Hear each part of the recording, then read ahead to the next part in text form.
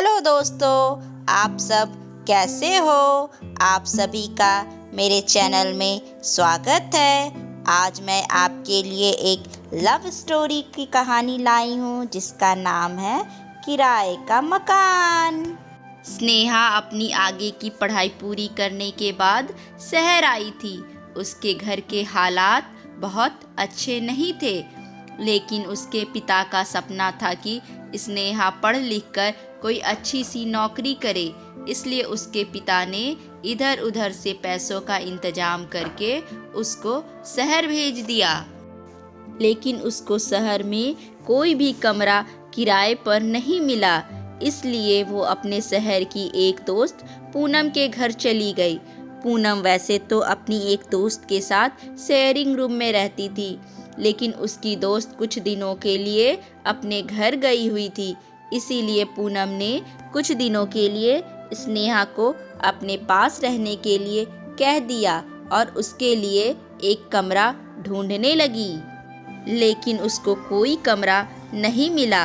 लेकिन एक बार एक दोस्त ने पूनम को बताया कि एक चाल में एक मकान है, लेकिन वो किसी अकेले आदमी या लड़की को वो मकान नहीं देगा।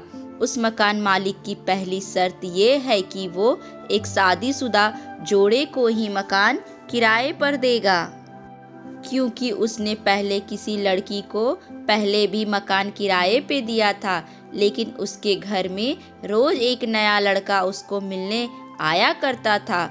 उसके इस तरह के चाल चलन की वजह से उस मकान मालिक ने उससे मकान खाली करवा लिया। तब से उसने ये सोच लिया कि वो किसी शादीशुदा जोड़े को ही अपना मकान देगा। पर स्नेहा तो सिंगल है, पूनम ने कहा। तब पूनम के दोस्त ने उसको बताया कि इसका भी एक इलाज है। मेरे एक दोस्त को भी मकान चाहिए। अगर ये दोनों शेयर करना चाहे तो कर सकते हैं, लेकिन उसको ये बताना होगा कि वो दोनों शादीशुदा हैं। ये सुनकर स्नेहा ने उसको कहा कि मैं किसी दूसरे आदमी के साथ एक कमरे में कैसे रह सकती हूँ। पूनम बोली कि वो मेरे दोस्त का दोस्त है, वो अच्छा लड़का ही होगा, क्योंकि मेरा वो दोस्त किसी भी गलत इंसान से दोस्ती नहीं करता। चलो ठीक है, कल उससे मिलकर आ जाते हैं। उससे उस लड़के के बारे में कुछ और जानकारी भी मिल जाएगी। फिर अगले दिन पूनम ने अपने उस दोस्त को कहा कि तुम उस लड़के को लेकर आ जाओ, हम वहीं हमारे अड्डे पर बात करेंगे। फिर वो चारों एक चाय की टपरी पर मिले। जब स्नेहा उस लड़के को देखती है तो वो कहती है, सिद्धार्थ, तुम? मुझे तुम्हारे साथ रहना होगा, वो भी एक कमरे में? इस जन्म में तो ये नहीं होगा। ये बोलकर वो वहाँ से चली जाती है। पूनम स्नेहा के पीछे पीछे चलती है और उसको आवाज लगाते हुए रोकती है और पूछती है कि क्या तुम उसको जानते हो? स्नेहा ने कहा कि हम दोनों एक ही कॉलेज में थे। उसने मेरे साथ बहुत ही बुरा किया। उसने मेरी लंबी चोटी काट दी, वो भी मुझे बहुत ही प्यारी थी। तब से मेरे बाल ऐसे ही हैं। तब से मैं इससे नफरत करती हूँ। स्नेहा की बातें सुनकर पूनम जोर जोर से हंसने लगी और कहा कि बस इतनी सी बात थी? जैसे तुम वहाँ से उठकर आई थी, मुझे तो लगा उसने तुम्हारे साथ बहुत कुछ बुरा किया होगा, तभी तुम उससे नफरत करती हो। फिर पूनम को स्नेहा समझा बुझाकर वहीं वापस आ जाती है। सिद्धार्थ उसको कहता है कि स्नेहा, वो सब मैंने नहीं किया था, मेरे दोस्त ने किया था। जब तुम अगले दिन से कॉलेज नहीं आई, उसके बाद से मुझे बहुत बुरा लगा। तब से मैंने तुमसे माफ़ी मांगना चाहता था, लेकिन मुझको कभी तुम दोबारा मिली ही नहीं। प्लीज़ मुझे माफ़ कर दो। उसकी बातें सुनकर स्नेहा ने उसको माफ़ कर दिया और वे चारों मकान मालिक से मिलने के लिए गए। स्नेहा ने एक नकली मंगलसूत्र अपने गले में डाल लिया ताकि उस मकान मालिक को यकीन हो जाए कि वो शादीशुदा है। वो मकान मालिक उनको वो मकान देने के लिए राजी हो जाता है। इसके बाद वो उस मकान में रहने के लिए आ जाते हैं। दोनों अपने अपने सामान को सेट करते हैं और जॉब की तलाश में चले जाते हैं। सिद्धार्थ को एक टीवी शोरूम में जॉब मिल जाता है, लेकिन स्नेहा को जॉब नहीं मिलती। अब घर वापस आने पर सिद्धार्थ को स्नेहा बोलती है कि तुम बाहर जाओ और दुकान से मेरे लिए कुछ खाने का सामान ले आओ। ये बोलकर वो एक लिस्ट सिद्धार्थ के हाथों में पकड़ा देती है। सिद्धार्थ कहता है कि मैं तुम्हारा सामान क्यों लाऊं? तब स्नेहा ने कहा कि तुम शायद ये भूल गए हो कि यहाँ पर हम दोनों पति पत्नी का नाटक कर रहे हैं।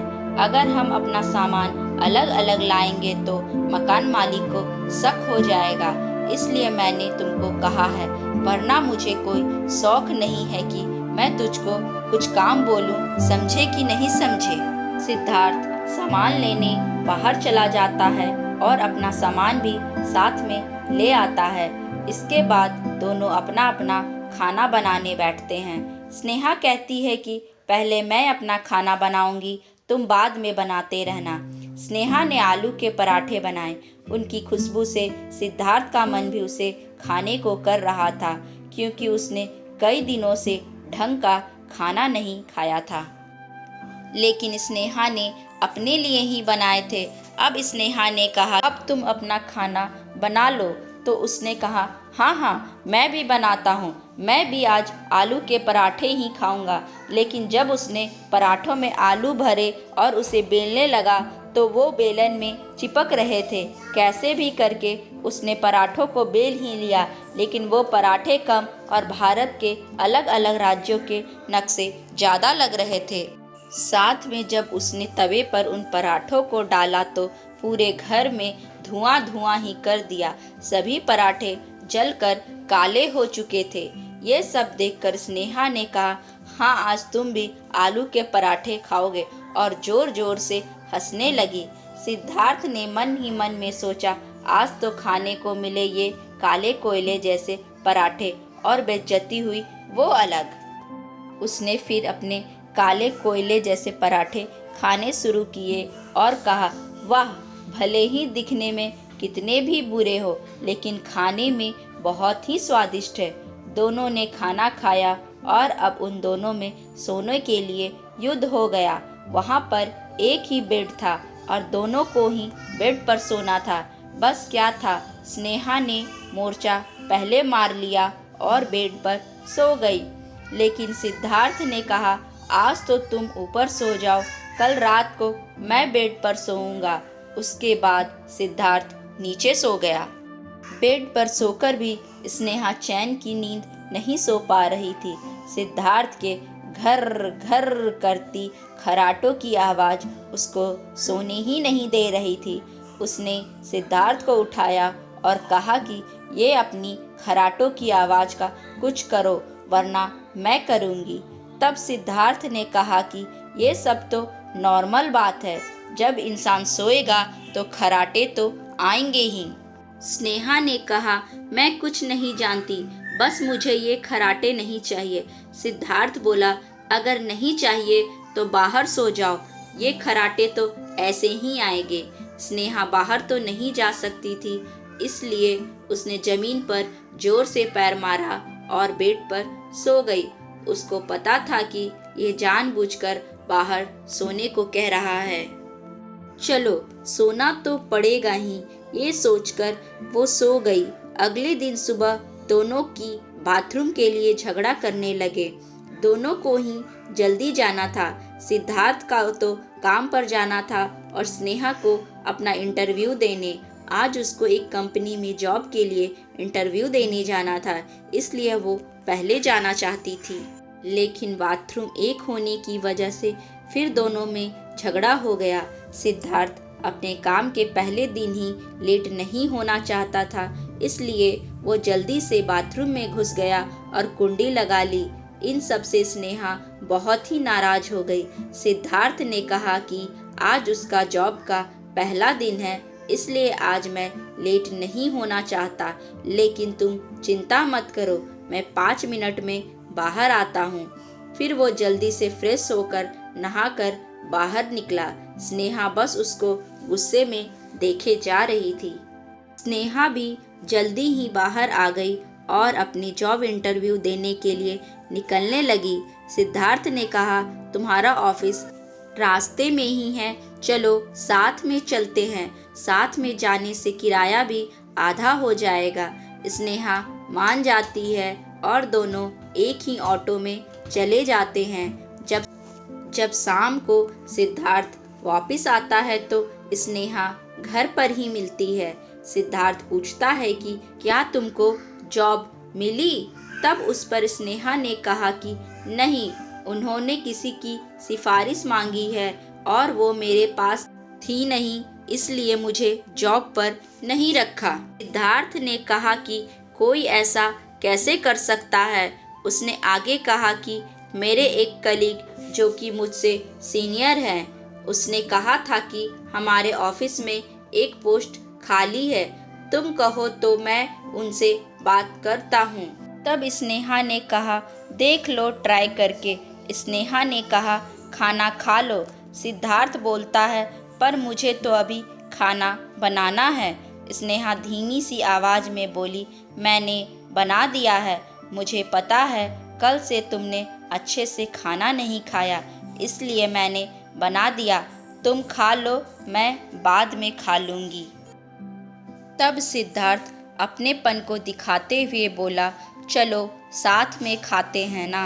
स्नेहा ने भी अपनेपन का जवाब अपनेपन से दिया और दोनों खाना खाने लग जाते हैं।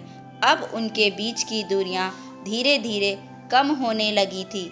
अगले दिन दोनों सुबह जल्दी उठे और सिद्धार्थ ने इस बार बाथरूम के लिए झगड़ा नहीं किया और उसने अपने ऑफिस में स्नेहा के लिए बात कर ली और उसको रिक्वायरमेंट थी, उन्होंने भी उसको जॉब पर रख लिया।